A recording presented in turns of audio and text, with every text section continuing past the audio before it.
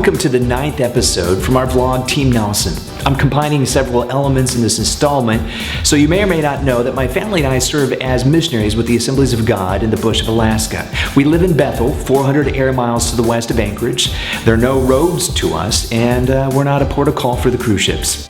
We planted the Bethel Dream Center, which is not a typical church, but more like a parachurch ministry. Our ambition is to do the work that nobody's doing or nobody wants to do. We find needs and we meet them, like feeding the homeless or offering a recovery program and adopting neighborhoods that we can serve.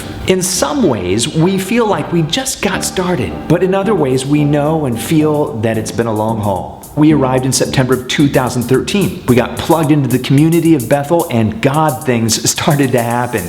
We were given a building and it was definitely a fixer-upper. Maybe it should have been condemned, but no matter what, we got to work on the building and God sent all kinds of people to us to help. There was Otis Gainey, there was Bob White, Dennis Merkis, Sergey Alinsky, and so many others that I can't name in one video.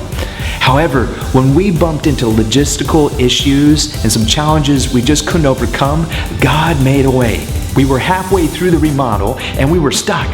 But Samaritans Purse was working on some buildings next door to us. And through divine relationship with Dan, Bruce, Doug, Charlotte, Glenn, Scott, and Jeff, we were able to see the downstairs remodel. And this is how it worked. The volunteers that came up to Alaska to serve with Samaritans Purse would work a full day, and then in the evening after dinner, 10 or 12 would come back to the Dream Center and work for another 3 or 4 hours. Night after night, this is how we worked for over a month. And after they finished, all we had to do was lay the floor and start the ministry back up. There was no way that we could have housed, fed, or cared for so many volunteers. So in a roundabout way, we want to thank Billy Graham, Franklin Graham, and Luther. And of course, the team on the ground, we love you guys. When God gives you a dream, He makes sure that it's bigger than you. He asks you to do something that in the end you can't accomplish on your own. It's in this way, when your resources are tapped out and your talents are severely lacking, that He has the opportunity to show up in a way that brings Him glory. So the credit for this amazing thing happening here in Bethel, it goes to God. And it'll always go to God. We have an entire team of people, churches and businesses that give and pray for us and the work we do. To our support team, we have to let you know how much we appreciate you. Together, we're a team, and God is using the Bethel Dream Center, your investment, to change lives. You know, most of the people who come to us come at some of their most vulnerable moments. And we don't often get to tell their stories because we want to protect their privacy as they make forward progress with their relationship with God and their new lifestyle. There are ups and downs to this sort of ministry. This past winter, we went through a month-and-a-half long stretch of either officiating or helping officiate funerals for the people who passed away prematurely. And yet, even in those bad times, there were some good times. Let me tell you about Raymond. He's one of our favorite guys here at the Bethel Dream Center. Anytime the doors are open, he's here. And to help establish a good rhythm of sobriety, I started a daily Bible study with him. After noticing that he was squinting and couldn't read very well, I asked him if he needed glasses. And he told me he had a prescription but could not afford the glasses. And so right then and there, I knew what we had to do. The Bethel Dream Center bought him some glasses, and now Raymond has a new outlook on life. Many of you remember the story of Cool Hand Luke, the gentleman who had passed out at the building and then ended up throwing up in our van. Well, I found him. He's doing well, and he asked me to make this picture famous. I'm not sure what he meant by that, but if you pray for him, I think that would be great. All in all, ministry is going very well here in Bethel. We have now served hundreds of cups of soup, and we have made friends with the struggling in Bethel. When they're down, they come to us. When they're suicidal, they find us, and when they need extra love, they know we're always available. We love what we get to do, but we don't serve alone. There have been people who've come alongside us and helped in different ways. They serve with us on Adopt a Block in the neighborhoods, they make soup, they love the people, they give without hesitation.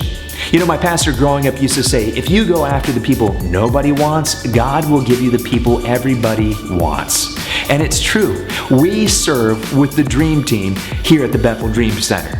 We're looking forward to the next season of ministry here in Bethel. We want to make the biggest impact we can, and we know to do that we have to do several things. Number one, we're hosting a leadership meeting this Friday. That's something you can pray about. Together we will share vision, strategy, and we will be praying. Like I mentioned before, this is the dream team. God has brought us together for a purpose greater than any one person's ambition, and it is such an honor to be a part of God's effort to reach this area with Christ's love. Number two, we're going to step out of Bethel for a couple of months and do some support raising. So if you're here in town and have come to depend on the ministry of the Bethel Dream Center, please know that we will be back in the fall. And if you're watching this, please don't harass the people taking care of the building. They love you, we love you. We'll be back in the fall. We have a great support team, but we believe it to be wise to stay ahead of the curve and make sure that the ministry of the Bethel Dream Center experiences as little disruption as possible. And in order to do that, we need to raise support in our off-season of ministry, which for us is during the summer. While we are out, we will meet with people and churches. We will share our vision and the ministry opportunity we have in Western Alaska. We are on a divine mission and know that God has lined up people who want to partner with us. And along the way, we will grab some vacation days, shake the cabin fever off, and as some might say, knock the bush off. Which means that the longer you live out in the bush of Alaska without reacquainting yourself with the way the rest of the world operates, you can sometimes get a little bushy. I don't really know how else to say it. But it'll also be good for our children to get out and have their horizons broadened just a little bit. And when we get back in the early fall, we will jump right back into the feeding program, the recovery program, serving our neighborhoods and adopt a block, and we'll host a missions team from Louisville who will help us with some additional construction on the building. And we will also do an outreach to Nelson Island, which is 100 miles directly to the west of us. Not to mention, we'll also be executing on some additional ministry ideas that we have, and we're going to definitely keep you in the loop as we do that. We are excited to be in Bethel, and thank God that we get to be here. And we thank you for partnering with us. Blessings to you, grace for everyone.